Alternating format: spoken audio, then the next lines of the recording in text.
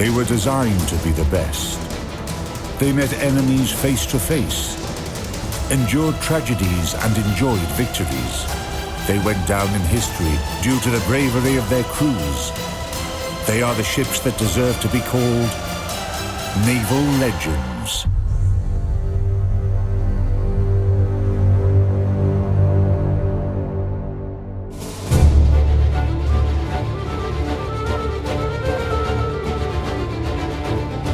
In this episode, Cruiser Belfast, the keeper of the Royal Navy's grandeur.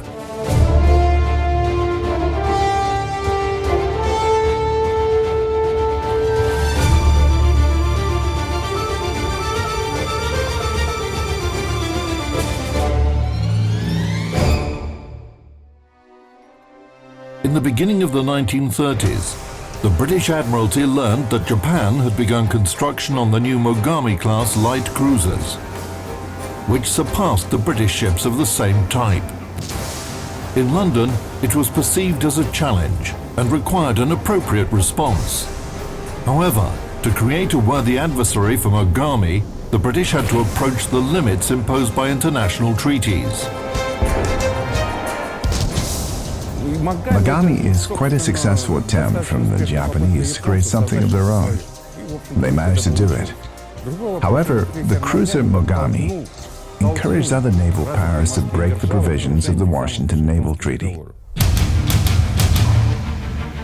In 1934, British shipyards started the construction of light cruisers, later named the Town-class, because all the ships were named after British towns. The further improvement of the project led to the appearance of the two most advanced ships in the class, Belfast and Edinburgh.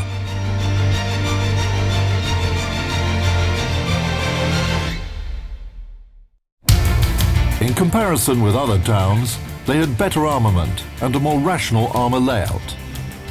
By many parameters, the British cruisers were on a par with foreign ships of the same type, despite the fact that they were inferior to their main rival, Mogami, in the number of primary armament guns, 12 against 15. The British tried to even the score by developing new artillery systems for main batteries. They tried to install a 4-gun turret on Belfast and Edinburgh, but the early trials showed that it became very tight. What does this mean? The turret was overcrowded, making the ammunition handling and firing too inconvenient. That's why they gave up on the idea very quickly. As a result, engineers settled for triple turrets that had a distinctive feature. To prevent the powder gases from affecting the shell's trajectory when all barrels fired simultaneously, the middle gun was moved backwards a little. The Belfast's firepower was reinforced with 6 coaxial dual-purpose artillery mounts, with a caliber of 102 millimeters. In general, the cruiser was well armed, and her bountiful artillery made up a good part of her displacement. Cruiser Belfast was commissioned on the eve of war on August 3, 1939. But 4 months later, she had to return to dock.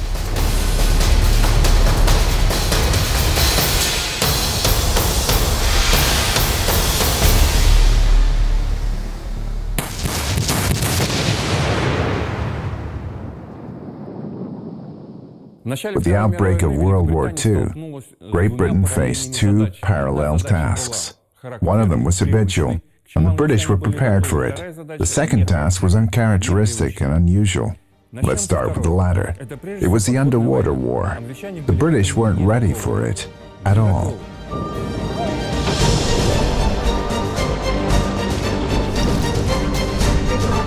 German U-boats were causing lots of trouble, but the British were able to sink them. However, the Royal Navy ships faced another enemy, mines. Belfast fell prey to the most dangerous of them, a new German bottom mine. In 1939, when a mine exploded underneath this engine room, it pushed everything up to such an extent that they had to rebuild almost the entire ship.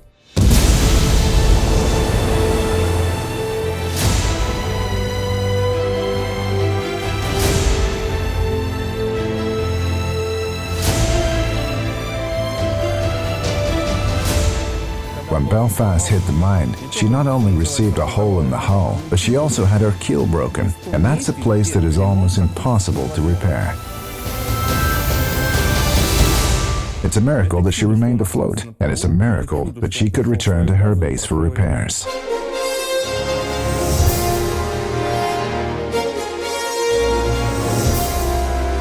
Over the course of the modernization, Belfast was equipped with modern radar systems, an upgraded gunfire control system, and became almost a meter wider to increase her stability.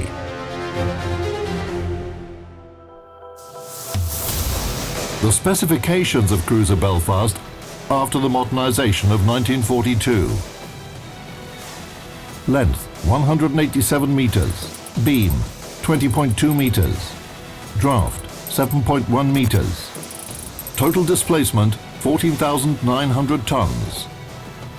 The power plant included 4 turbo-gear Parsons turbines and 4 Admiralty boilers, and produced 80,000 horsepower.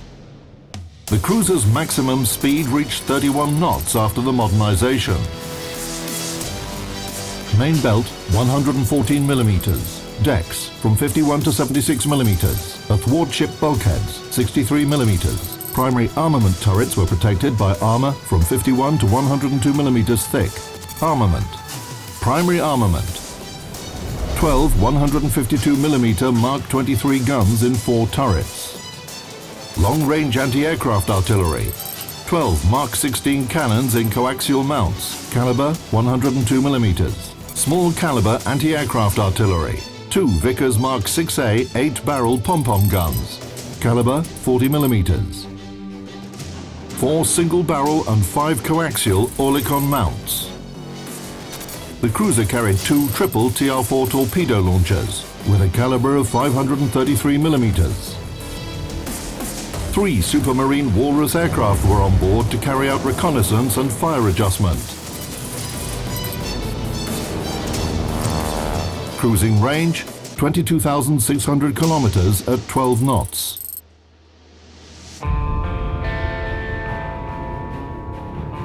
During the repairs, the Belfast's damaged power plant was completely replaced. It was the same as on the other Town-class cruisers. The difference was in its location on the ship and the power produced. According to the project, the nominal output of the power plant was 82,500 horsepower, but the calculations showed that the Belfast's machine power should be decreased to 80,000 horsepower to work more efficiently. These steam turbines are driven by the superheated steam that is generated in the boilers at 390 degrees centigrade and at 20 atmospheres. This produces enough power to drive the ship weighing 14,000 tons through the water at 32 knots, which is about 36 miles an hour or 58 kilometers an hour.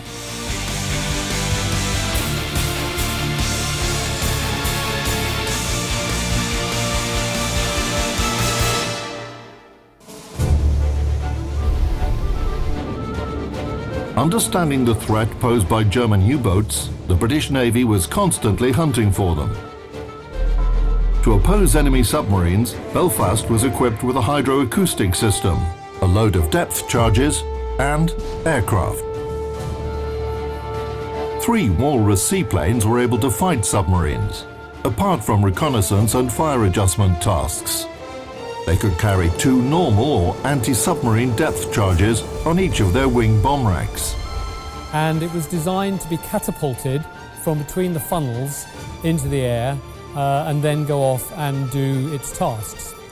Its tasks were primarily reconnaissance and anti-submarine warfare, but it was discovered very early on that actually the aircraft was very useful as a search and rescue aircraft.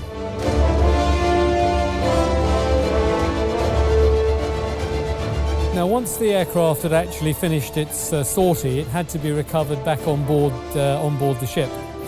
And one of the ways in which you could try and ensure that the water wasn't too rough for it to land on was for the ship to do an S manoeuvre, which left a sort of hemisphere of smooth water onto which the aircraft could land. Once it landed, the aircraft then had to taxi up alongside the ship and then be recovered. Clearly, the pilot could not stop the engine until the telegrapher gunner had actually hooked the jib from the crane, or the hook from the crane, onto the aircraft. So if you can imagine, he was sitting up on top of here with the crane hook coming down towards him in a very rough sea, waiting to hook it on with that propeller going round behind him. A very dangerous job. Once it was hooked on, the engine could be switched off and then the aircraft could be craned on board. They wanted to do it as quickly as possible before the slick that they had created had actually dissipated and the water began to get rough again.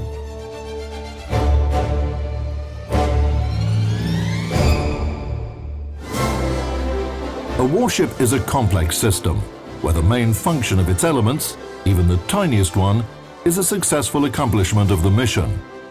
The British, with their rich naval history, managed to find a balance for all these elements in this military vehicle. Every detail on a warship, from a gun to a sailor's mug, was designed for victory. When this ship was commissioned in August of 1939, it had a peacetime crew of 761 officers and men. This was not enough to operate all 4 turrets, so when war started, the crew numbers went up to 950. They lived down here in what looked like a crowded accommodations, but this was a standard format throughout the whole of the Royal Navy, hammocks being hung up where they are above the tables. This was a tradition that goes back about 300 years, that they ate under where they slept. Obviously the sailors needed feeding, and this galley supplied over 2,000 meals a day. It's part of the original ship and would provide meals for the sailors: fish, chips, peas, macaroni cheese, jam roly-poly. All these things would be cooked.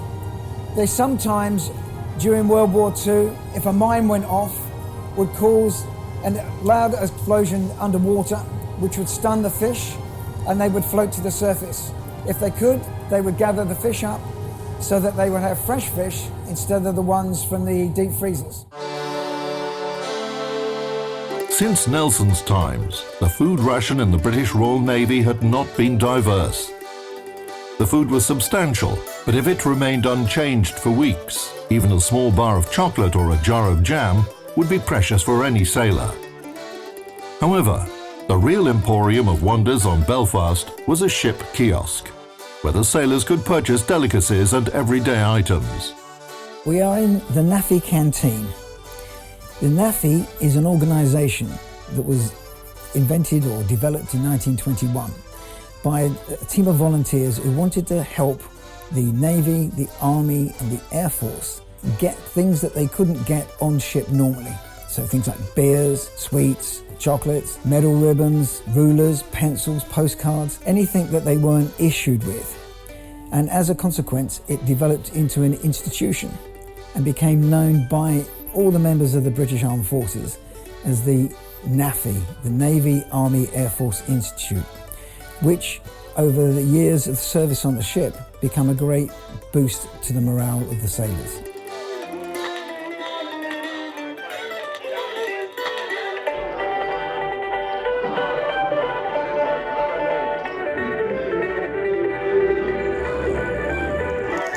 There is a saying that perfectly describes military life: an army marches on its stomach. This rule was implicitly adhered to in the Royal Navy as well.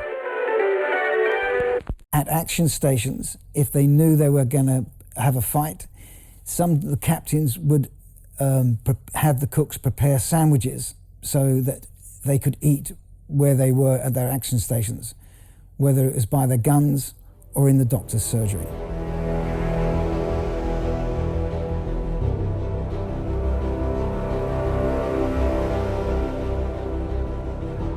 The sick bay we have here is from the late 1950s, early 1960s, and would have been similar to the one in 1930s during World War II. The conditions on the ship in the hospitals would be as modern as they could make it, and the sailors would be better off in here normally than they would be in their own hammocks. In times of war, other parts of the ship, especially the officers' mess, would be cleared of all the furniture, and temporary operating tables like the one you can see behind me would have been established around the ship.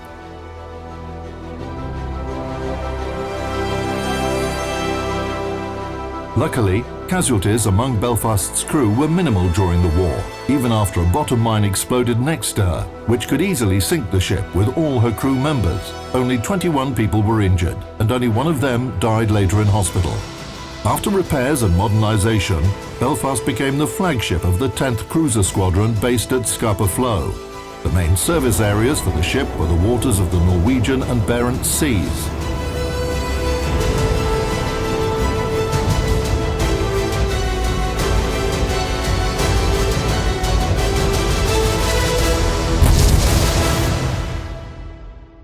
The two best light cruisers of the British Royal Navy have an interesting history. Belfast comes into commission, hits a mine, and becomes disabled for almost 3 years. Meanwhile, HMS Edinburgh comes into service and fulfills the duties of both cruisers. She escorts convoys, supports Allied ships, and fights against enemy submarines and aircraft. Unfortunately, Edinburgh was sunk with a valuable cargo of gold. However, Belfast returns from the repair docks and takes up the torch. What hadn't been accomplished by Edinburgh was completed by Belfast. They complemented each other. They were like twin sisters, worthy of each other.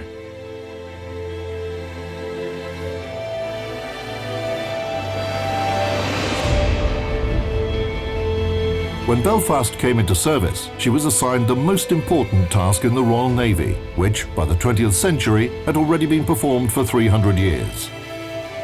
This task was to defend shipping routes and manage potential threats for transport ships. As a true defender of commerce, Belfast escorted Arctic convoys in the USSR and supported vessels carrying priceless cargo. I was born in 1940 during the war, yeah. And I always, ever since I was a young person, yeah, I always wanted to join the Navy. And I read stories, and when I was young, I used to read the stories about the heroism of the Russian convoys and other things on ships. But I'm not sure what I was thinking about on the convoys. And about all they could say was, it was rather rough, it was rather cold, and we survived. But they never said much about it, yeah? I always thought, I'm going to join the Navy and I'm going to be brave like they are, yeah? So I did.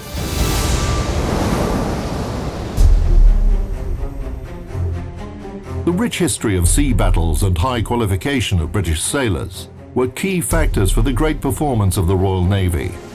The British always acted in a reasonable way, following thorough and elaborate plans.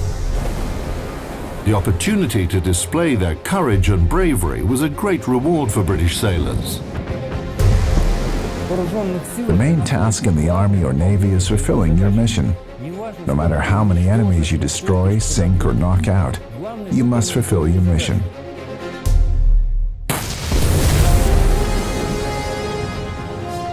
If German ships go peacefully by, nobody will attack them. But if they threaten the convoy, the British, despite the tremendous superiority of the Germans, attacked their heavy warships. They did what they had to. The Germans were astonished and forced to retreat. And the British didn't think themselves heroes. They were just doing their duty.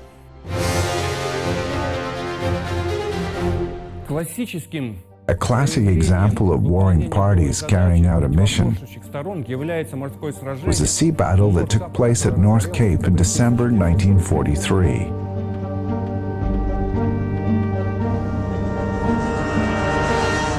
The German battleship Scharnhorst, accompanied by 5 destroyers, was tasked with destroying a convoy. That was her mission. The convoy support ships, including cruiser Belfast, were assigned a mission to defend the convoy at any cost.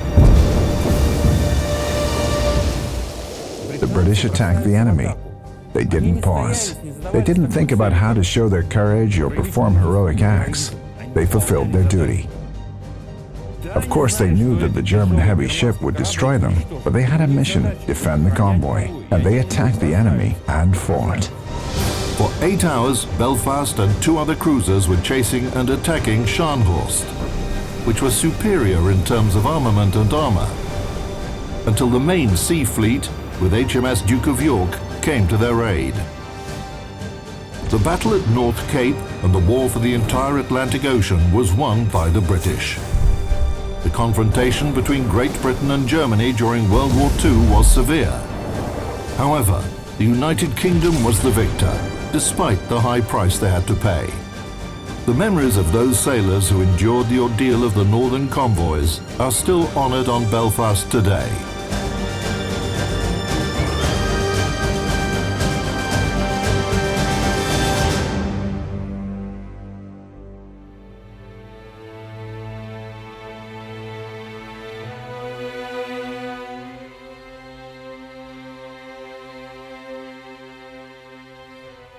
The chapel on the ship was put here in the late 50s and 60s and is still in use.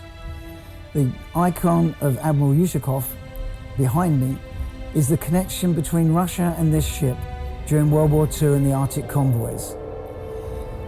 Families who have veterans from the Navy that are dying have their ashes scattered sometimes from the back of the ship, and they're allowed in the chapel so they can sit in peace and remember their loved ones.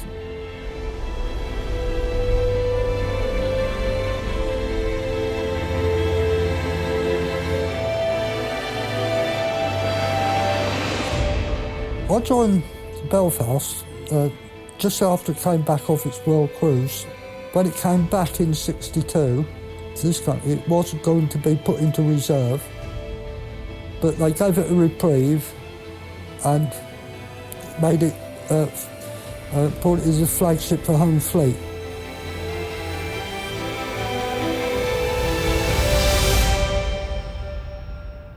By the early 1970s, Belfast was the only remaining British cruiser that participated in World War II. She was going to be sent to the shipbreaking yard, like her fellow ships. However, thanks to the efforts of British veterans and those who were concerned about naval history, cruiser Belfast was saved and left as a memorial to the courage and bravery of British sailors. Today, she holds pride of place at Tower Bridge, in the heart of London. And I've had a very enjoyable life, and I still am. I'm still serving this ship as Secretary of the Association. And I don't think anybody can ask more than being able to do and achieve what a person wants to do. And that's what I'm still doing.